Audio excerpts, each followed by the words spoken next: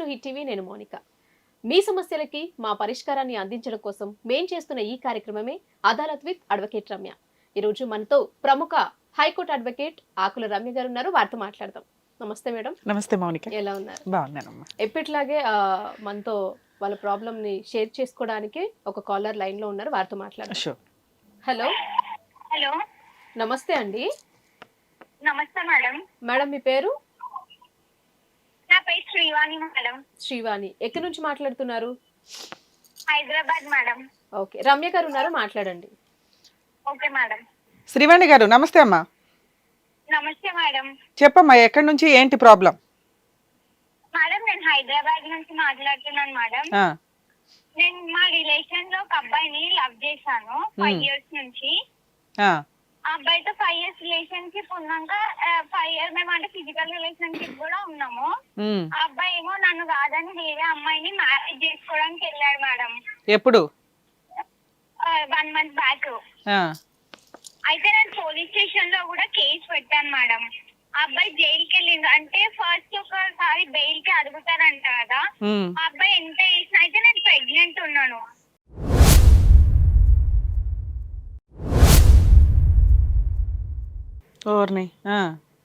నేను ప్రెగ్నెంట్ ఉన్నాను మేడం. మీరు ఏం చేస్తారమ్మా? నేను బీటెక్ అయిపోయింది మేడం నాది. అబ్బాయి ఏం చేస్తాడు? ఆ అబ్బాయి జాబ్ చేస్తాడు, సెంట్రల్ గవర్నమెంట్. సెంట్రల్ గవర్నమెంట్ జాబా? మేడం. రిలేటివ్సే అన్నావు, మరి పెళ్లి చేసుకోపోవడానికి కారణం ఏంటి? మీ ఇద్దరి మధ్య ఏం గొడవ వచ్చింది? మా ఇద్దరి మధ్య ఏం గొడవ రాలే మేడం. వాళ్ళు మా రిలేటివ్స్ కానీ ఫ్యామిలీ ఇష్యూ ఉంది మేడం. మరి ఫ్యామిలీ ఇష్యూ ఉంటే పెద్దవాళ్ళు ఒప్పుకుంటారా లేదా అని ముందే తెలుసుకోవాలి కదమ్మా. పెద్దవాళ్ళు ఒప్పుకొని సంబంధాలు చూసుకొని. ఇంట్లో వాళ్ళు ఓకే ఉండే, ఇంట్లో వాళ్ళు ఓకే ఉండే. ఆ అబ్బాయి వాళ్ళు ఏమన్నాడంటే నాది అంటే నా స్టడీ కంప్లీట్ అయినాక నేను కన్విన్స్ చేసి చేసుకుంటా అని చెప్పేసి అన్నాడు. జైలుకి కూడా వెళ్ళిండు 45 days. మొన్న ఒక 3 days బ్యాక్ బెయిల్ పైన వచ్చిండు. వాళ్ళ మదర్, నేను ఇట్లా ప్రెగ్నెంట్ ఉన్నాను కదా, వాళ్ళ మదర్ కి DNA కావాలంట మేడం.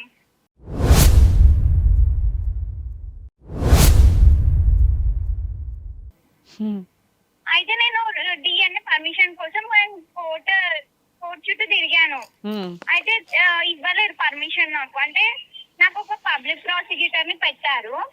పబ్లిక్ ప్రాసిక్యూటర్ పెడితే మేడం లీవ్ లో ఉంది. పబ్లిక్ ప్రాసిక్యూటర్ మేడం లీవ్ లో ఉంది. ఇంకా నా కేసు ఎవరు అప్పటి లోపు నాకు పర్మిషన్ వచ్చేలోపు ఆ అబ్బాయి బెయిల్ తీసుకొని బయటకు వచ్చేసేసిండు. వాళ్ళు ఎంత కన్విన్స్, మా రిలేటివ్స్ మేడం, వాళ్ళు ఎంత కన్విన్స్ అయినా కన్విన్స్ అవ్వట్లేరు వాళ్ళు. చాలా ఎన్నో మంత్ అమ్మా ఇప్పుడు నీకు? 5 months మేడం. 5 months madam. అంటే ఇప్పుడు నువ్వు DNA టెస్ట్ చేసుకొని ప్రూవ్ అయితే అతన్ని ఇచ్చి పెళ్లి చేస్తావా అన్నారా మీ అత్త? అన్నది మేడం. ఒకవేళ ప్రూవ్ అవ్వకపోతే కేసు ఎట్లాగో ఇదవుతుంది కదా అని వాళ్ళ ఇది. సరే, నువ్వు ఇప్పుడు ఈ అబ్బాయి తోటే ఫిజికల్ రిలేషన్ లో ఉన్నావు, లవ్ చేశాను అంటున్నావు. అబ్బాయికి కూడా తెలుసు మేడం ఆ విషయం. ఆ అబ్బాయి కూడా నాకు నమ్మకం ఉంది కానీ మా మమ్మీకి లేదు కదా అంటుండు. సరే, వాళ్ళ అమ్మకి లేదు, మీరిద్దరు కదా లవ్ చేసుకున్నది, మరి అబ్బాయి పెళ్లి చేసుకోవచ్చుగా. జైలు దాకా ఎందుకు వెళ్ళాడు? అంటే వాళ్ళ మామయ్య ఒప్పుకోవచ్చు, ఎంత దూరమైన వెళ్తాం కానీ మేము పెళ్లి మాత్రం చేసుకోం. ఇంకేమంటే నా క్యారెక్టర్ ఇంకా బ్యాడ్ చేసేస్తున్నారు మేడం వాళ్ళు. అంటే ఏ రకంగా నీ క్యారెక్టర్ ఎట్లా బ్యాడ్ అవుతుంది? నువ్వు ఎవరితోనన్నా మాట్లాడితేనే తిరిగితేనే కదా. కాదా, నేనంటే వాళ్ళతో మాట్లాడతా, వీళ్ళతో. అంటే నేను అన్నాను సరే నేను వాళ్ళతో వీళ్ళతో మాట్లాడతాను కదా. నేను పోలీస్ స్టేషన్ లో అబ్బాయిని అడిగిపించాను పోలీసు వాళ్ళందరి ముందు. సరే నా క్యారెక్టర్ బ్యాడ్ అని మీ ఇంట్లో వాళ్ళు అంటారు కదా, మళ్ళీ నీకు 5 years తిరిగినప్పుడు తెలియలేదు నా క్యారెక్టర్ బ్యాడ్ అంటే. వాళ్ళు ఏదో కోపంలో అన్నారు, నేనేం అనలేదు అని క్యారెక్టర్ బ్యాడ్ అంటే. అడిగిరు మేడం, పోలీసు వాళ్ళు కూడా అడిగిరు అమ్మాయి క్యారెక్టర్ బ్యాడ్ అనేసి అడిగిరు. లేదు ఏం లేదు అని చెప్పేసి నన్ను అన్నారు. కాదమ్మా, ఇక్కడ నువ్వు చెప్పండి. నా ముందు కన్విన్స్ అవుతుంది మేడం. నా ముందేమో నేను వెళ్ళినప్పుడు నేను చేసుకుంటా అది ఇది అంటుంది. మళ్ళీ వాళ్ళ ఇంట్లో వెళ్ళినప్పుడేమో నాకు వద్దామే అని చెప్పేసి అని అంటాడు. అట్లా 2 ways మాట్లాడుతున్నాడు. ఇది ఇప్పుడు దాకా మీరు చెప్తున్న దానికి నాకు క్లారిటీ రాలా. ఎందుకు అంటే లవ్ చేసుకున్నది మీరిద్దరు, ఇంట్లో వాళ్ళు కుదిరితే ఒప్పించుకుందాం అనుకున్నారు, లేకపోతే మీ ఇద్దరు మేజర్లు కాబట్టి మీరిద్దరు ఏదైనా జాబ్ చేసో మీరు ఇండివిడువల్ గా బతకగలరు, కనీసం అప్పటిదాకా ఏ ప్రెగ్నెన్సీ రాకుండా అన్న ఉండి మీరు మ్యారేజ్ చేసుకోవడానికి ట్రై చేసి ఉంటే బాగుండేది. ఎందుకంటే ఇంట్లో వాళ్ళు కట్టేస్తే ఉండిపోయే అంత లవ్ కాదు కదా మీది. వాళ్ళని కాదని కూడా బయటకు వచ్చి మీరిద్దరు పెళ్లి చేసుకోగలరు, మీరు ప్రూవ్ చేసుకోగలరు. కానీ ఆ అబ్బాయి జైలు కన్నా వెళ్ళాడు తప్ప నిన్ను పెళ్లి చేసుకుంటానని అనట్లా. వాళ్ళ ఇంట్లో వాళ్ళ మీద తోస్తున్నాడు. మేడం. నువ్వేమో అంతా అతను నాకే సపోర్ట్ చేస్తున్నాడండి, నా క్యారెక్టర్ మంచిదే అంటున్నాడండి, జైలు కన్నా వెళ్తున్నాడండి, నన్నే పెళ్లి చేసుకుంటాను అంటున్నాడండి అంటున్నావు. జైలుకి వెళ్తున్నాడు, కోర్టులకు వెళ్తున్నాడు, కేసులు ఫైట్ చేస్తున్నాడు. వాళ్ళ అమ్మేమో డిఎన్ఏ టెస్ట్ ని ఛాలెంజ్ చేస్తుంది. వాళ్ళేమో క్యారెక్టర్ డౌట్ పడుతున్నారు. ఏ రకంగా డౌట్ పడుతున్నారమ్మా? అంటే మీకు ఇంకెవరన్నా బాయ్ ఫ్రెండ్స్ కానీ అట్లా ఎవరైనా ఉన్నారా లేకపోతే? అట్లా కాదు మేడం, అట్లా కాదు. అమ్మాయి రూడ్ గా మాట్లాడుతుంది, అట్లా మాట్లాడుతుంది, ఏం వర్క్ చేయదు అట్లా ఇట్లా అని చెప్పేసి చెప్తారు వాళ్ళ ఇంట్లో. ఏం వర్క్ చేయాలి? నువ్వు ఆల్రెడీ బీఎస్సీ కంప్లీట్ చేసావు, రేపో మాపో జాబ్ వస్తుంది కదా. లేదు మేడం, నాకు వచ్చింది ఆల్రెడీ. ఇట్లా మరి ఉందని చెప్పేసి నేను వెళ్ళట్లేను. ఆహా, ఇలా ఉన్నావని వెళ్ళట్లేదా? వెళ్ళట్లేను. ఎంత శాలరీతో వచ్చిందమ్మా జాబు? నాకు per month 30,000 madam, DRDL. Okay, ఎప్పటిదాకా చేసావు? జాయిన్ అవ్వలేదు, జనవరి నుంచి జాయిన్ అవ్వాలి. నాకు మొన్ననే అయింది, ప్లేస్మెంట్ లో వచ్చింది. ఓకే, జాయిన్ అవ్వాలనుకున్నాను. నేను జాయిన్ అంటే యాక్చువల్ గా నాకు హెల్త్ ఇష్యూ ఉండే మేడం. ఏ అయితే హెల్త్ ఇష్యూ అంటే నాకు బ్లడ్ లేక పీరియడ్స్ ఒక్కొక్కసారి మిస్ అయినాయి అనమాట. అయితే పీరియడ్స్ మిస్ అయితే నేను ఏమనుకున్నా, ఇప్పుడు ఒక 2 మంత్స్ మిస్ అయినుండే. మిస్ అయితే నేను హాస్పిటల్కి వెళ్తే వాళ్ళు ఏమన్నారంటే, లేదమ్మా నీకు ఐరన్ లేదు, బ్లడ్ అంతా తక్కువ ఉంది, సో అదని చెప్పేసి అన్నాడు. ఆ 2 మంత్స్ తర్వాతనే ఇంక ఇట్లా చేసిండు. చేసి నేను పిఎస్ లో కంప్లైంట్ పెడితే వాళ్ళు టెస్ట్ కి పంపిస్తారు కదా మేడం. టెస్ట్ కి పంపించినప్పుడు నాకు తెలిసింది అనమాట. సో నేను అప్పుడు ప్రెగ్నెంట్ ఉన్నా అన్న విషయం. వాళ్ళ మదర్ ఏమంటుందంటే, అట్లెట్లుంటో ప్రెగ్నెంట్ ముందు నుంచి తెలియదు అంటే. నేను వాళ్ళకి ఎక్స్ప్లెయిన్ చేశాను, ఆ అబ్బాయికి కూడా చేశాను మేడం. ఆ అబ్బాయి తీసుకెళ్ళింది హాస్పిటల్ కి.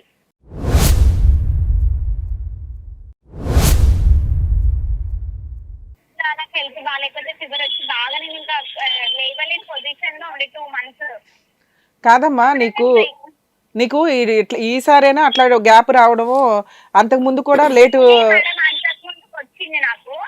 అయితే అప్పుడు నేను అంతకుముందు ఒక్క టైం వచ్చింది మేడం, అంత రాలే, ఒకటే టైం వచ్చింది గ్యాప్. అయితే మళ్ళీ తర్వాత గ్యాప్ వచ్చి నేను ఫుడ్ తీసుకున్నా మంచిగా. తీసుకుంటే రికవరీ అయింది. మళ్ళీ నాకు మొన్నట్లు అయ్యింది అది. కానీ అది ప్రాబ్లం అది కాదు, నేను అది అనుకున్నాను, కానీ ప్రాబ్లం అది కాదు. నేను కన్సీవ్. నేను చెక్ చేసుకోలేదు, నేను అదే ప్రాబ్లం ఏమో వెళ్దాంలే హాస్పిటల్ కానీ నేను ఫ్రూట్స్ తింటున్నా ఇంకా వస్తుందేమో అని చెప్పి. సరే అమ్మా, ఇప్పుడు మీ ఇద్దరు విడిగా ఈ ఇష్యూ మీద గొడవ పడి ఎంతకాలం అవుతుంది? 2 మంత్సా 3 మంత్సా? 45 days అవుతుంది madam. 1 month 45 days. 1 month 45 days? 1 month only 45 days. Sorry 45 days. ఒక 1.5 month బ్యాక్ ఈ ఇష్యూ మీద గొడవ జరిగింది. ఎందుకు జరిగింది అసలు? ఈ విషయం బయటికి ఎట్లా వచ్చింది? మీరు 1.5 month వరకు మీరిద్దరు మంచి లవర్స్ గానే ఉన్నారు, అన్ని బాగానే నడుస్తున్నాయి. సడన్ గా ఈ ఇష్యూ ఎందుకు ఇంత రేజ్ అయ్యింది? అప్పుడే సడన్ గా నువ్వు ప్రెగ్నెంట్ అని ఎలా తెలిసింది? అప్పటిదాకా తెలియని ఇష్యూ ఏంటంటే, నువ్వు లేట్ గా పీరియడ్స్ వస్తాయంటే దానివల్ల నాకు తెలియలేదు అని నువ్వు అంటున్నావు. 1.5 month బ్యాక్ ఇష్యూ బయటకు వచ్చింది, మీరు ప్రెగ్నెంట్ అని బయటకు వచ్చింది, వాళ్ళు కాదనటం బయటకు వచ్చింది, కేసు పెట్టేయడం, అతను జైలుకి వెళ్ళిపోవడం, ఇన్ని టపాటపమని ఎందుకు అంత ఫాస్ట్ గా జరిగినాయి? ఆ ఇన్సిడెంట్ ఎలా బయటపడింది? అందరికి అంటే వాళ్ళ ఇంటి దగ్గరనే మా కాలేజ్ అన్నమాట.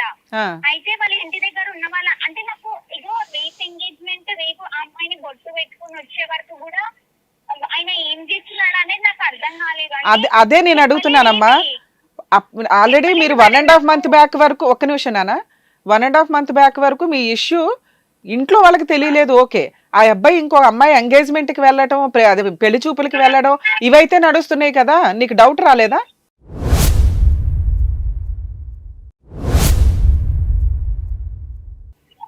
అంటే నాకు అసలు డౌట్ వచ్చేటట్టు కూడా చేయలేదు మేడం. ఇంకొకటి అప్పుడు రెగ్యులర్ అంటే నార్మల్ గా కలుస్తుంది.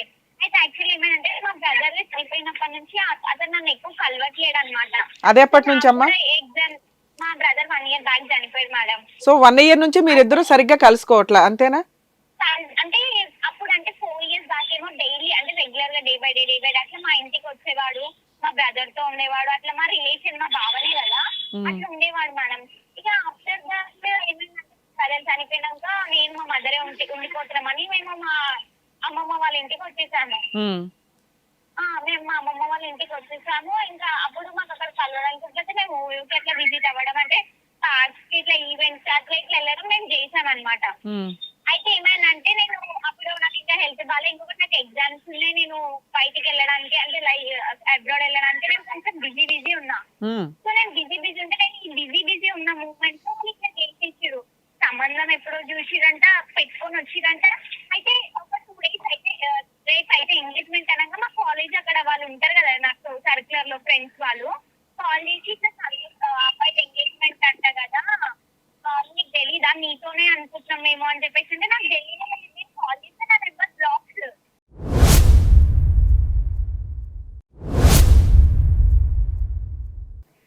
మా పేరెంట్స్ వాళ్ళకి కాల్ చేస్తే వాళ్ళ మదర్ ఉండి గలీజ్ రూమ్ వల్గర్గా మాట్లాడుతున్నారు వాళ్ళ మదర్. ఇంకేమనంటే అబ్బాయి నాకు ఫైనాన్షియల్ గా 10 lakhs పెట్టిండు, 20 lakhs పెట్టిండు అని చెప్పేసి అని అంటుంది వాళ్ళ మదర్.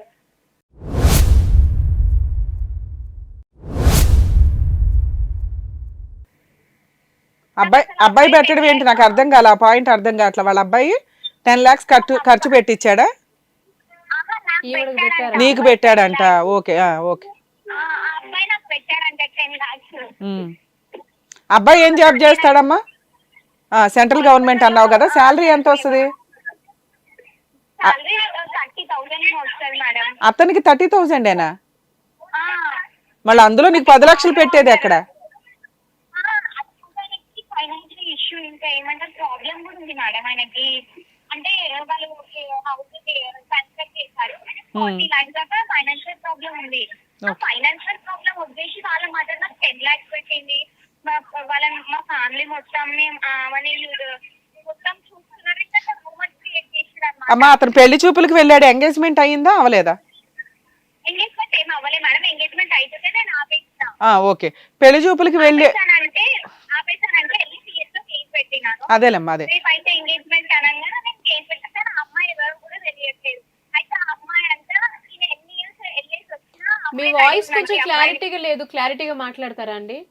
కాదు మేడం, ఆ అబ్బాయి అమ్మాయి అన్నదంట, ఈ అబ్బాయిని చేసుకునే అమ్మాయి ఏమన్నదంట అంటే ఎన్ని ఇయర్స్ అయినా నువ్వు జైలుకి వెళ్ళిరా, నేను చేసుకుంటా, నేను రెడీ ఉన్నా అని చెప్పేసి అని అన్నదంట. కాదమ్మా వీళ్ళ పెళ్లి చూపులకి వీళ్ళ ఎంగేజ్మెంట్ కి ఎంత టైం ఉందమ్మా? పెళ్లి 1 week మేడం. ఓకే, 1 week లో సంబంధం చూసేశారు, ఓకే అనుకున్నారు, ఎంగేజ్మెంట్ కి రెడీ అయిపోయారు. సరే మీరు 1 year నుంచి మీ బ్రదర్ చూస్తున్నారు కానీ నా దగ్గర వరకు రానివ్వలేరు.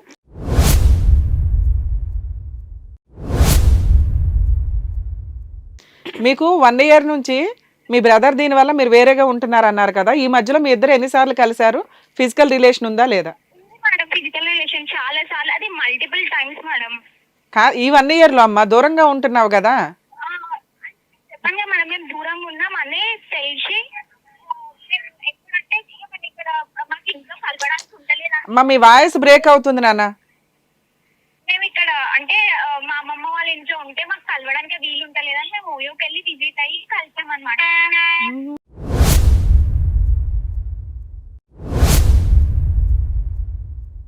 ఓయో రూమ్స్ అన్ని ఇటుకే ఉన్నట్టున్నాయి. ఓకే నాన్న, నీకు అనిపించలేదా ఒకవేళ ఇంట్లో పెళ్లి చేసుకోకపోతే పెద్దవాళ్ళు ఒప్పుకోకపోతే ఇబ్బంది అవుతుంది, వాళ్ళ ఫ్యామిలీ మీ ఫ్యామిలీకి గొడవ జరుగుతుంది, రేపు ఏదైనా తేడా వస్తే ఇబ్బంది కదా అని మీరేం ప్రికాషన్స్ కూడా వాడలేదా తల్లి? మేడం నేను ఎప్పుడు కంటిన్యూస్ గా అడుగుతూనే ఉంటా. అంటే ఏమంటారు తెలుసా, నీ స్టడీ అయిపోకముందుకే ఎందుకు అని అంటారు. సరేలే మా రిలేటివ్స్ కదా, మా ఇంట్లో అందరికి ఓకే ఉంది కదా, సరే వాళ్ళ ఇంట్లోనే కదా కన్విన్స్ చేద్దామని మేము అనుకున్నాము. ఓకే అమ్మా, సో ఇప్పుడు నీకు వెంటనే మీ ఫ్రెండ్స్ నేను ఇట్లా లవ్ చేస్తున్నా అబ్బాయిని నేను చేసుకోవాలనుకుంటున్నా అని చెప్తే ఓకే అయింది, మా ఇంట్లో అందరికి ఓకే చెప్పారు. సరే అమ్మా, మీకు ఆల్రెడీ ఏమంటారు అంటే అసలు అమ్మాయితో తిరగలేదు, అమ్మాయి అన్ని ఫ్రాడ్ అసలు అది ఇది అని చెప్తున్నారు. అబ్బాయి ఏమంటున్నాడు? అబ్బాయి పోలీస్ స్టేషన్ లో ఏదో అంటాడు కదా, ఎవిడెన్స్లు ఉంటాయి కదమ్మా మీరిద్దరు.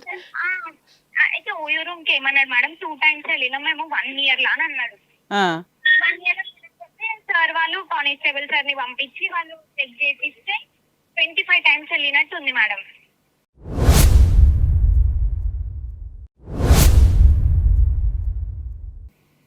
అది కూడా నేను ఫేక్ తీసుకొచ్చిన అంటుండు మేడం. నేను ప్రెగ్నెన్సీ రిపోర్ట్ తీసుకొచ్చి అది కూడా ఫేక్ అని అంటుండు. ప్రెగ్నెన్సీ రిపోర్ట్ కూడా ఫేకా లేకపోతే తన వల్ల రాలేదు అంటున్నాడా? తన వల్ల రాలేదు అని వాళ్ళ మదర్ అంటుంది. ఇతనేమో అసలు అది ప్రెగ్నెన్సీయే కాదు అంటున్నాడు. ప్రెగ్నెన్సీ కాదు అసలు, నువ్వు అన్ని అబద్ధాలు అబద్ధాలు చెప్తున్నావు నాకు అని చెప్పేసి అంటున్నారు. సరే డాక్టర్ సర్టిఫికేట్ అయితే పెట్టుంటారుగా మీరు ప్రెగ్నెంట్ అని. పెట్టాను మేడం. నాకు వనపల్లిపురంలో హాస్పిటల్లో చెక్ చేసి అక్కడ కూడా రిపోర్ట్ తీసుకొచ్చి పెట్టాను. నేను ప్రైవేట్ గా కూడా స్కానింగ్ చేయించుకున్నాను. ఓకే అమ్మా. స్కానింగ్ రిపోర్ట్ కూడా తీసుకెళ్ళాను మేడం. అది కూడా ఫేకేనంట. అసలు ఏమంటారు, నేను అమ్మాయిని ముట్టుకోలేదు అని అంటుంది.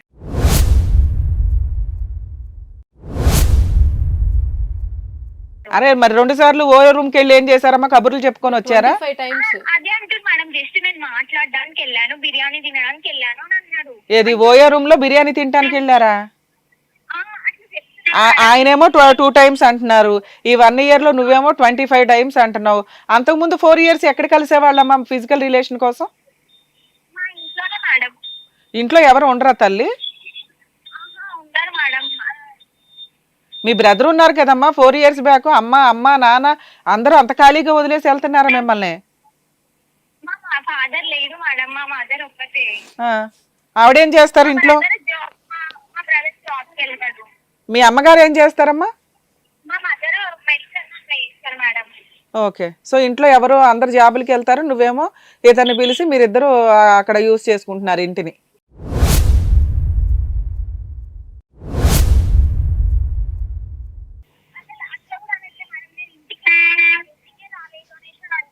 సరే అతను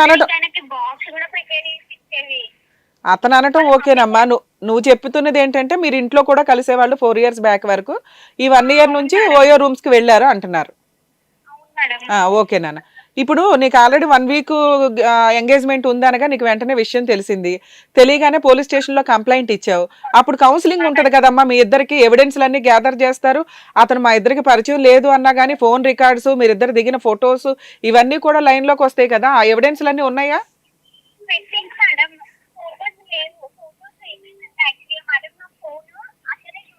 అసలు ఫోన్ సరిగ్గా వినిపించట్లేదు నాన్న. అంటే అతని ఫోన్ పగిలిందని నా ఫోన్ యూజ్ చేశాడు మేడం. ఎప్పుడు? అదే ఒక 6 months బ్యాక్. అయితే ఆ ఫోన్ చేశాడు. ఏంటంటే నేను లాక్ మర్చిపోయాను. లాక్ మర్చిపోతే అబ్బాయి ఏం చేశాడు, ఫోన్ మొత్తం రీస్టార్ట్ కొట్టిచ్చేసాడు.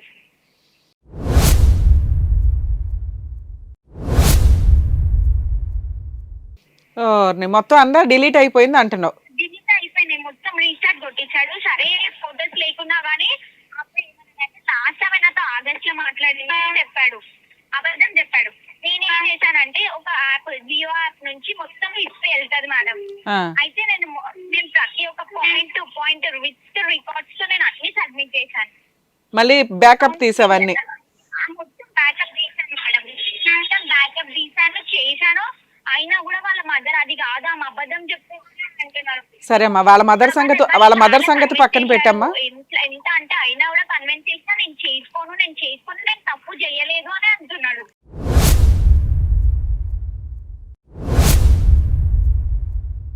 ఓకే అమ్మా, వాళ్ళ మదర్ సంగతి పక్కన పెట్టి ఇప్పుడు మీ ఇద్దరివి పర్సనల్ ఫొటోస్ ఏమైనా ఉన్నాయా?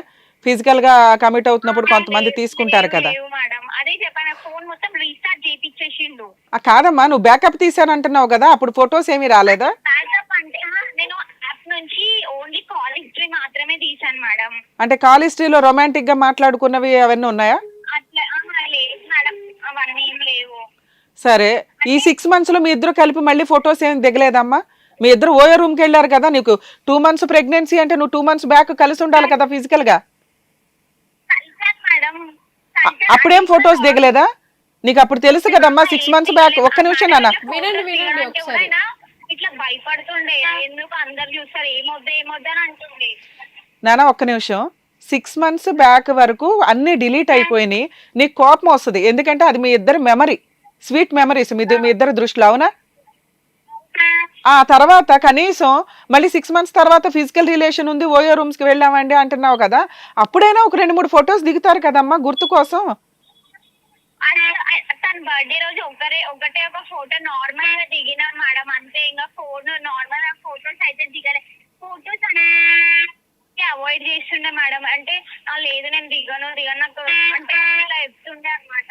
కాదమ్మా, అంతకుముందు అన్ని ఫోటోలు దిగిన వాళ్ళు సడన్ గా 6 months నుంచి ఫొటోస్ దిగపోవడానికి కారణం ఏంటి? అప్పటి నుంచి అతను ప్లాన్ చేసుకుంటున్నాడా నిన్ను వదిలేయాలని? 3 months నుంచి ప్లాన్ చేసుకున్నాడు మేడం వదిలేయాలని.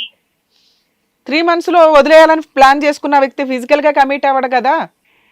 లాస్ట్ అక్టోబర్ అంటే కేసు అయింది నవంబర్ లో, లాస్ట్ అక్టోబర్ 28 ఏమో మాట్లాడారు. మేము వెళ్ళాము ఓయోకి. కాదమ్మా, మీకు ఫిజికల్ రిలేషన్ ఫైనల్ గా ఎప్పుడు ఉందో చెప్పండి. ఫైనల్ గా లాస్ట్ అంటే అది అక్టోబర్ 28 కి మేడం. అక్టోబర్ 28 కి మీకు ఫిజికల్ రిలేషన్ ఉంది. మీరు కేసు ఎప్పుడు ఫైల్ చేశారు? నవంబర్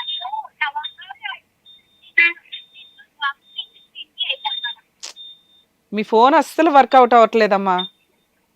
నవంబర్ 15, 16 కి నేను చేశాను. ఈ అక్టోబర్ కంటే ముందు ఫిజికల్ రిలేషన్ ఎప్పుడు ఉందమ్మా? అదే మేడం అక్టోబర్ 28 కి రిజిస్ట్రేషన్ ఉంది. అంతకు ముందు ఎప్పుడు ఉంది? నవంబర్ 17 రోజు. ఓకే అమ్మా, అంతకు ముందు ఎప్పుడు ఉంది? అంతకుముందు చాలా టైమ్స్ ఉండే మేడం. అంతకు ముందు లాస్ట్ గా ఒకటి చెప్పినానా? అక్టోబర్ 28 కంటే ముందు ఇంకొకసారి ఎప్పుడు కలిశారు? ఆగస్ట్ 27 కి మేడం. ఓకే, ఇవన్నీ ఓయో రూమ్స్ లో రికార్డింగ్ తో ఉన్నాయి మీరిద్దరు వెళ్ళినట్టుగా. ఓకే అమ్మా, సరే. పోలీస్ స్టేషన్ లో కంప్లైంట్ ఇచ్చినప్పుడు మీ ఇద్దరికి కౌన్సిలింగ్ ఉంటది కదమ్మా. ఆ అమ్మాయి ఎవిడెన్స్ తో వేసింది అయ్యా కేసు, మీ ఇద్దరి మధ్య ఫిజికల్ మాట్లాడట్లేదు మేడం. సైలెంట్ ఉన్నాడు. అసలు ఏంటంటే నోటికి నేను తప్పు చేస్తాను అంటలేడు. పోలీసులు వాళ్ళు వచ్చి అరిచి వాళ్ళు మాట మాత్రం ఇవ్వట్లేదు మేడం.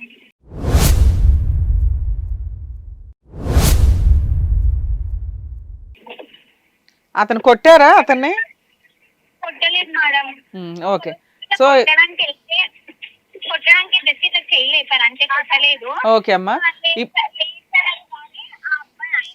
మీ ఫోన్ ఏం అర్థం కావట్లేదండి, క్లారిటీగా మాట్లాడండి. అసలు అబ్బాయి ఫస్ట్ ఏమో నా ముంగట కన్విన్స్ అవుతున్నాడు పోలీసు వాళ్ళ ముందు. మళ్ళీ తర్వాత వాళ్ళ ఇంట్లో వచ్చి ఇప్పుడు వాళ్ళు నా కౌన్సిలింగ్ అన్నారుగా మేడం. అయితే ఫస్ట్ నన్ను పిలిపించి మాట్లాడారు అనమాట.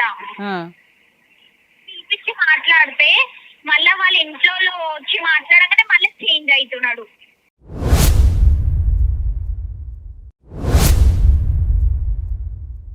సరే, ఆ అబ్బాయి ఒప్పుకున్నప్పుడు గబుక్కుని మీ ఇద్దరికి మ్యారేజ్ చేసేసుకోమనొచ్చు కదా, అట్లా ఏమన్నా చెప్పారా? అంటే అబ్బాయి అంటే ఒకసారి మా ఇంట్లోతో మాట్లాడతా అని అబ్బాయి అంటుంది. సో అబ్బాయికి ఆల్రెడీ 3 months నుంచి ప్లాన్ ఉంది నిన్ను చేసుకోకూడదు అని. నీకు ఆల్రెడీ 1 week బ్యాక్ నుంచి ఆ అమ్మాయి వేరే ఎంగేజ్మెంట్ జరుగుతుంది పలానా రోజు అని నీకు ఐడియా వచ్చింది. ఇమీడియట్ గా పోలీస్ స్టేషన్కి వెళ్ళి కంప్లైంట్ ఇచ్చావు. ఇస్తే వాళ్ళు కౌన్సిలింగ్ ఇచ్చినా అబ్బాయి కాసేపు ఏమో చేసుకుంటా అన్నాడు, సంబంధం ఉంది అంటున్నాడు. కాసేపు వాళ్ళ ఇంట్లో వాళ్ళతో మాట్లాడాలంటున్నాడు. వాళ్ళు వచ్చిన తర్వాత పూర్తిగా రివర్స్ అయ్యి ఈ అమ్మాయికి నాకు అసలు సంబంధమే లేదండి, జస్ట్ ఫ్రెండ్స్ అండి, తెలిసిన వాళ్ళమండి అని మాట్లాడుతున్నాడు. అంతేనా? ఓకే అమ్మా, ఇప్పుడు మీకు ఆల్రెడీ కేసు పెడితే ఎట్టి పరిస్థితుల్లో మ్యారేజ్ అవ్వదు అన్న సంగతి ఐడియా ఉందా?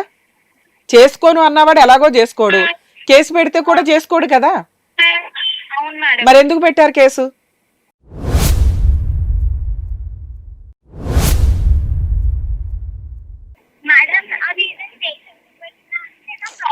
సొల్యూషన్ దొరుకుతుందా? నేను ఇట్లా ప్రెగ్నెంట్ ఉన్నప్పుడు మళ్ళీ సొల్యూషన్ ఎవరు చెప్పాలి? 100% తన్నే అని నేను చెప్తున్నాను. నా ప్రాబ్లం కి అయినా తప్ప ఎవరు సొల్యూషన్ చెప్పరు. కాదమ్మా, ఇప్పుడు అతను పెళ్లి చేసుకోను అంటే అతను తీసుకొచ్చేసి బలవంతంగా నీ చేత తాళి కట్టి ఇచ్చేస్తారు అనుకున్నావా ఏంటి? నీకు అలా ఫోర్స్ఫుల్ గా పెళ్లిళ్ళు చేసే చట్టాలు ఉన్నాయా ఎక్కడైనా? ఎవరు సమాధానం చెప్పాలంటే ప్రెగ్నెన్సీ తెచ్చుకునేటప్పుడు నువ్వు ఆలోచించుకోవాలి కదా. మీరు గాలి తిరుగులు తిరిగేసి లా అండ్ ఆర్డర్ నో పోలీసులను జడ్జెస్ నో అడిగితే కుదరదుగా. నువ్వు మెచ్యూర్డ్ అమ్మాయివే కదా, మేజర్వి, జాబ్ వచ్చింది, జాబ్ చేసుకునే కెపాసిటీ ఉన్న అమ్మాయివి. ఎవరు సమాధానం చెప్పాలంటావేంటి? నువ్వు సమాధానం చెప్పుకోవాలి నీ పరిస్థితికి.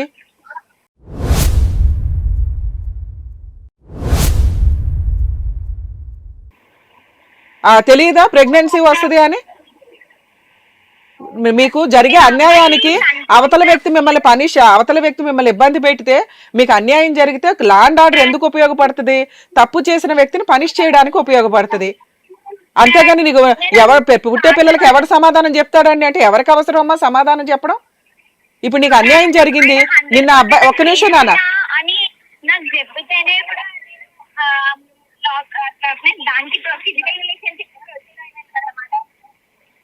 అవునమ్మా. ఇప్పుడు ఆయన చెప్పాడు, నువ్వు కమిట్ అయిపోయావు. ఆయన చేసుకోని అంటున్నాడు, మరి నువ్వు అండర్స్టాండ్ చేసుకోవాలి. ఆయన చెప్పాడు కాబట్టి నేను కమిట్ అయ్యానండి, మీరు అందరూ వచ్చి నాకు పెళ్లి చేయండి అని అడుగుతావా? పెళ్లి చెయ్యండి అడగట్లేదు మేడం. మరేం అడుగుతున్నావు? నేను అదే అడుగుతున్నా. అది నేను ఇట్లా అయ్యింది కదా, అబ్బాయి కన్విన్స్ అవుతున్నాను, మళ్ళీ మన పేరెంట్స్ అందరూ కన్విన్స్ అవ్వట్లేదు. ఒకసారి ఏమంటారంటే కట్నం ప్రాబ్లం అని అంటున్నారు, ఒకసారి ఏమో క్యారెక్టర్ అంటారు, ఒకసారి ఏమో ఫ్రాడ్ చేసిన. ఒక్క నిమిషం అమ్మా, క్లారిటీగా మాట్లాడండి ఒకసారి, అసలు ఏం అర్థం కావట్లేదు మీ వాయిస్. ఒకసారి ఏమో కట్నం ప్రాబ్లం అని అంటున్నారు మేడం. ఇలాగే మాట్లాడండి. ఒకసారి కట్నం ప్రాబ్లం అంటున్నాడు, ఒకసారి ఏమో అది నేను వేరే వాళ్ళతో మాట్లాడతా, అది నా క్యారెక్టర్ బ్యాడ్ అని చెప్పేసి అంటున్నారు. ఇంకొకసారి ఇంకొకలాగా మాట్లాడుతున్నారు. అదేనమ్మా, వాళ్ళకి ఇష్టం లేదు కాబట్టి నానా రకాలు మాట్లాడుతున్నారు. ఇన్ కేస్ నీకు ప్రెగ్నెన్సీయే లేకపోతే నువ్వు కేసు పెట్టేదానివి, కోర్టుల చుట్టూ తిరిగేవాడు, వాడికి ఆల్రెడీ లక్షల ఖర్చులు అవుతాయి, మెంటల్ టెన్షన్ ఇవన్నీ నడుస్తుంది. కానీ నువ్వు ఇప్పుడు ప్రెగ్నెన్సీ తెచ్చేసుకున్నావు కదా, నాకు ప్రెగ్నెన్సీ వచ్చేసిందండి, అతన్ని ఎలా అయినా బలవంతంగా తీసుకొచ్చి పెళ్లి చేయండి అనటం కుదరదు నాన్న. మీరు కేసు పెట్టి అతన్ని పనిష్ చేయగలరు. చేసుకోకపోయినా ఓకే.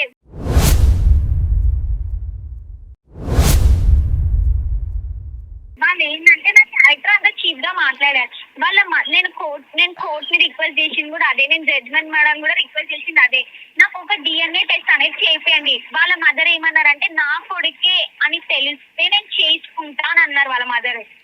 అమ్మా ఇవన్నీ కూడా ఊరికే మాట్లాడతారు తల్లి. ఎంత ఫోర్స్ఫుల్ గా నువ్వు DNA టెస్టులు చేసి ప్రూవ్ చేసుకొని ప్రపంచంలోకి ఇంకొక తండ్రి లేని పాత్రను ఒకళ్ళని తీసుకొచ్చి వాళ్ళ జీవితం సర్వనాశనం చేయటం కంటే మీరు ఈ పాటికి 1-4 సార్లు ఆలోచించుకుంటే బాగుండేది. ఎందుకంటే మీరు జరిగిన మిస్టేక్ని, తప్పుని కంటిన్యూ చేయాలని అనుకుంటున్నారు, మీరు పతివ్రతాన్ని ప్రూవ్ చేసుకోవడానికి.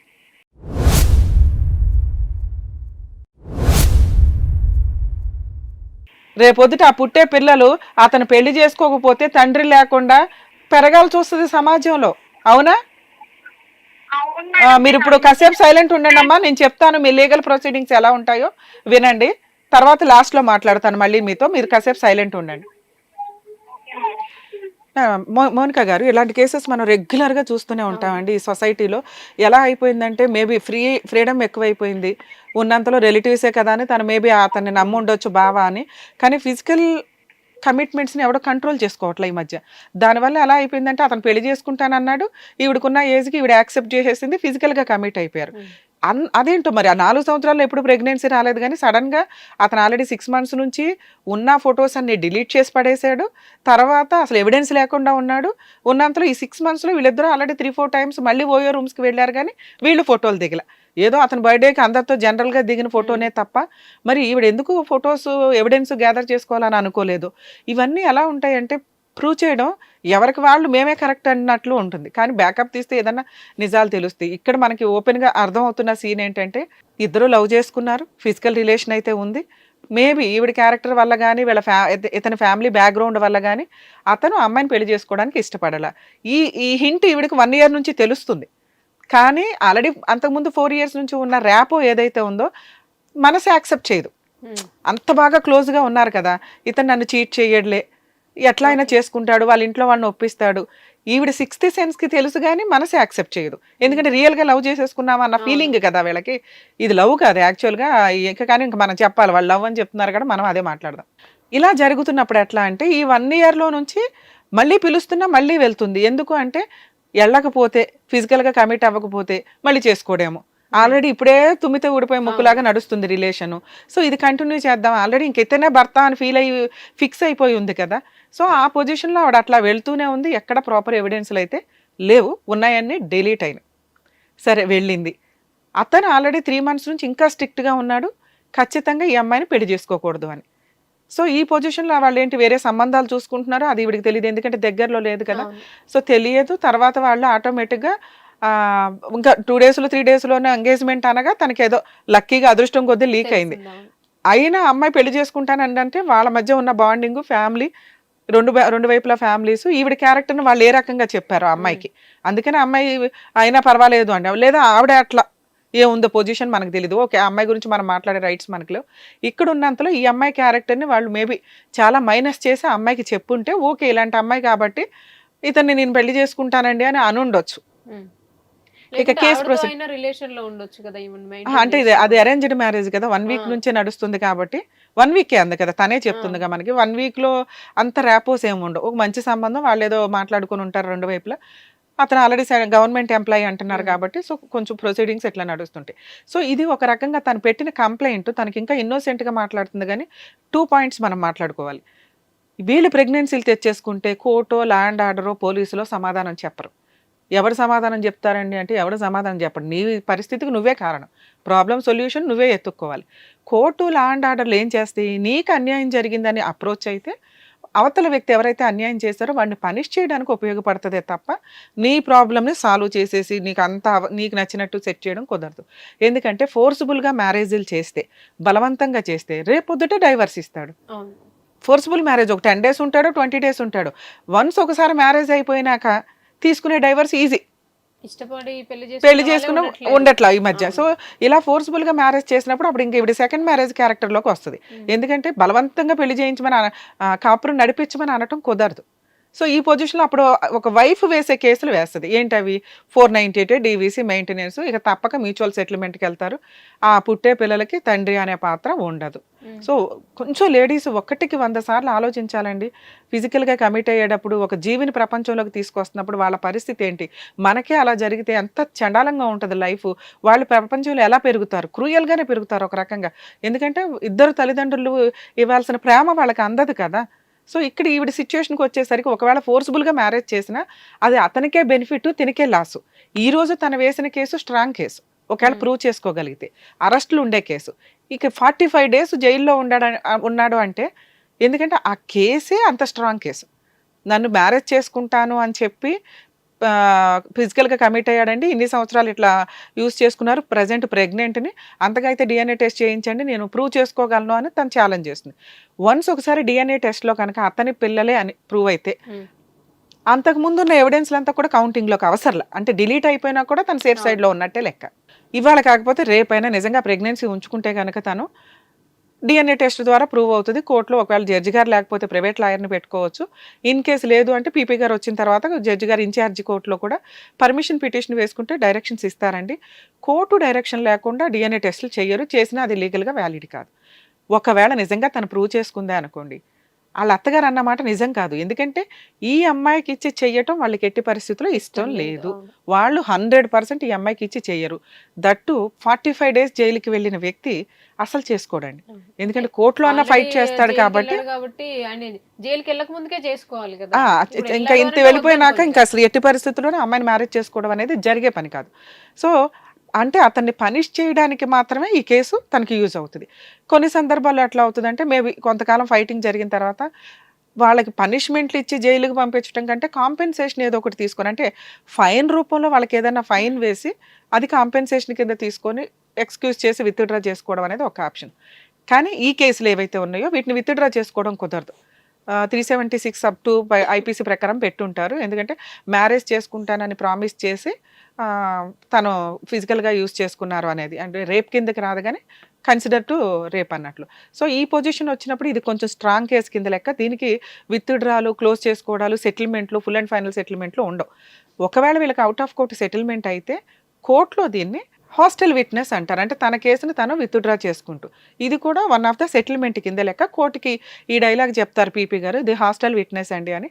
కోర్టుకు అర్థమవుతుంది వీళ్ళు అవుట్ ఆఫ్ కోర్టు సెటిల్ చేసుకున్నారు, సో విత్ కేసులో ఉన్న ఎలిగేషన్స్ని విత్డ్రా చేసుకుంటుంది ఈ అమ్మాయి అని చెప్పి. సో ఇలా చేసుకున్నప్పుడు ఎట్లా ఉంటుందంటే కేసు ఆటోమేటిక్గా హీరింగ్స్ అన్నీ నడుస్తే ప్రాపర్గానే ఒక 2 years నడవాల్సిన కేసు గట్టిగా 2 monthsలోనే క్లోజ్ అయిపోద్ది. మేబీ ఈ కేసు అలా వెళ్ళటానికి ఎక్కువ అవకాశం ఉంది. సో ఇప్పుడు తిని చేయాల్సిన పని ఏంటంటే వాళ్ళు నా క్యారెక్టర్ని తగ్గించి చెప్తున్నారండి అని తను ఫీల్ అవుతుంది.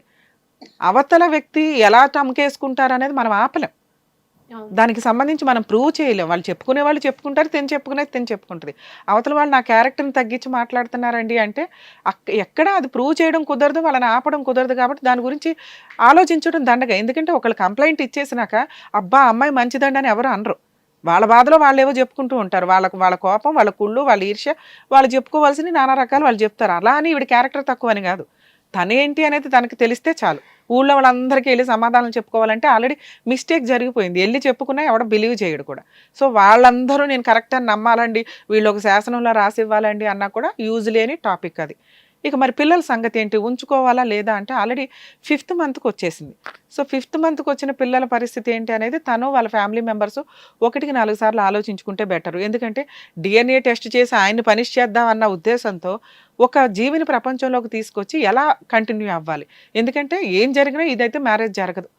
జరగని మ్యారేజ్కి పిల్లలకి తండ్రి ఎవరని రాయడం కుదరదు. అతనే తండ్రి అని ఈవిడ రాసుకున్నా ఈవిడ ఇష్టం తప్ప లీగాలిటీ అంతగా కన్సిడర్ అవ్వదు. ఒకవేళ కన్సిడర్ అయినా ఇల్లిజిటిమేట్ చైల్డ్ కింద వాళ్ళని పెంచుకొని తండ్రి పేరు పెట్టుకోవడానికి అవకాశం ఉంటుంది, మెయింటెనెన్స్ క్లెయిమ్ చేయడానికి అవకాశం ఉంది. అసలు ఈ కేసు గెలుస్తుందా గెలవదా? ఇటువంటి కేసులండి చాలా వరకు డౌటే గెలవటం. ఎందుకు అంటే రేపు వేరు, మ్యారేజ్ చేసుకుంటాను అని చెప్పి ఫిజికల్ కమిట్మెంట్ వేరు. తను మేజరే అతను మేజరే. సో పెళ్లి చేసుకుంటాను అని చెప్పి ఫిజికల్ కమిట్లోకి అతను ఇన్వైట్ చేస్తుంటే, లేదా అక్కడ దాకా తీసుకెళ్ళిన తర్వాత అన్నా నీ మీద చెయ్యేసినప్పుడు నీకు తెలుస్తుందిగా ఎందుకు చెయ్యేస్తున్నాడు అని. సో నిన్ను నువ్వు కంట్రోల్ చేసుకొని నువ్వు ఆ సీనే రాకుండా జాగ్రత్త పడటమే మెయిన్. తీసుకెళ్ళిపోయి మత్తుమంది ఫిజికల్గా కమిట్ అయిపోయాడంటే ఇంకా అది రేపు. ఇక్కడ ఇష్టపడి ఒకసారి కాదు రిపీటెడ్గా 5 ఏళ్ల నుంచి తిరుగుతున్నప్పుడు వాటిని రేపు కింద కన్సిడర్ చేయరండి. 376(2) అనేది ఆల్రెడీ డిస్మిస్ అవుతుంది. దాంతోపాటు ఇంకేమైనా సబ్సెక్షన్స్ ఉంటే అంటే చీట్ చేశాడు, చీటింగ్కి తగ్గ పనిష్మెంట్ పడడానికి అవకాశాలు ఉంటాయి. సో ఇట్లాంటి కేసుల్లో 100% వీళ్ళు కొంచెం జాగ్రత్తగా ఉండడం బెటర్ తప్ప తన క్యారెక్టర్ని ప్రూవ్ చేసుకోవడానికో వాళ్ళకి DNA టెస్ట్ చేయించి వాళ్ళకి పిల్లల్ని చూపించాలనో ఇంకా మిస్టేక్స్ చేసుకుంటూ వెళ్ళటం ఎంతవరకు అవసరం అని తను వాళ్ళ ఇంట్లో వాళ్ళు ఆలోచించుకుంటే బెటర్. వాణి గారు మీకు ఒకసారి చెప్తున్నానండి, వినండి అమ్మా. ఇప్పటిదాకా మీరు కూడా విన్నారు కదా, మీ లీగల్ ప్రొసీడింగ్స్ ఇలా ఉంటాయి. సో ఇప్పుడు మీరు ఆలోచించుకోండి అమ్మా. DNA టెస్ట్ చేసి ప్రూవ్ చేసేదాకా మీకు ఇంకా టైం ఉంది, ఇది పిల్లల్ని కనాల్సిన సిచ్యువేషనే మీకు అనుకుంటే మీ ఇంట్లో వాళ్ళు మీరు 1-4 సార్లు ఆలోచించండి. ఒకవేళ మీరు ప్రూవ్ చేయాలనుకుంటే ఇవాళ కాకపోతే రేపు వేసినా కూడా మీకేం కంగారు లేదమ్మా. పీపీ గారు DNA టెస్ట్కి కోర్టులో పిటిషన్ ఫైల్ చేస్తారు. ఫైల్ చేయగానే మీకు డైరెక్షన్ వస్తుంది. అది ఎప్పుడైనా ప్రూవ్ అవుతుంది, నిజమే ఎప్పుడైనా కానీ. అతన్ని నువ్వు పనిష్ చేయడానికి ఉపయోగపడుతుంది మీరు చేసే ఫైటింగ్ అంతా తప్ప, లేదా అతను ఫుల్ అండ్ ఫైనల్ సెటిల్మెంట్ ఏదైనా చేసుకొని ల్యాక్స్గా ఏదైనా డిమాండ్ చేసి మీరు వసూలు చేయడానికి ఉంది. మీరు ఒకవేళ కేసు గెలిస్తే కనుక అతను గవర్నమెంట్ ఎంప్లాయీ కాబట్టి అతను జాబ్ పోవడానికి కూడా అవకాశం ఉందమ్మా. కేసు గెలవడానికి ఏ ఎవిడెన్స్లు కావాలో ట్రై చేయండి. మేబీ అమ్మా మళ్ళీ తెచ్చుకుంటారమ్మా, మొత్తం జాబ్ తీసేయడం కుదరదు ఇట్లాంటి వాటి మీద. ఎందుకంటే కేసు నిజమో కాదో తెలియకుండా సస్పెండ్ చేస్తారు. మేబీ అతనికి వచ్చే 30,000 జాబ్ అతనికి ఇంపార్టెంట్ కూడా కాకపోవచ్చు, ఇంకా మంచి జాబ్ తెచ్చుకుంటాడేమో. అంటే కెరియర్ పోయినా పర్వాలేదు కానీ నిన్ను పెళ్లి చేసుకోను అనే స్టేజ్కి వాళ్ళు వెళ్ళిపోయారు కాబట్టి మీరు 1-4 సార్లు ఆలోచించండి. లేదా మీరు ఫైట్ చేయాలనుకుంటే కనుక DNA టెస్ట్లో వాళ్ళ అబ్బాయే మీ ఇద్దరికి పుట్టిన పిల్లలే అని కనుక తెలిస్తే ఖచ్చితంగా అతనికి పనిష్మెంట్ కూడా పడుతుందమ్మా. సరేనా? ఆల్ ది బెస్ట్ నాన్న, జాగ్రత్త. లీగల్ ప్రాసెస్ ఇలాగే ఉంటాయండి, చూసుకుంటాం. ఓకే రమ్య గారు, బాగా ఎక్స్ప్లెయిన్ చేశారు. Thank you.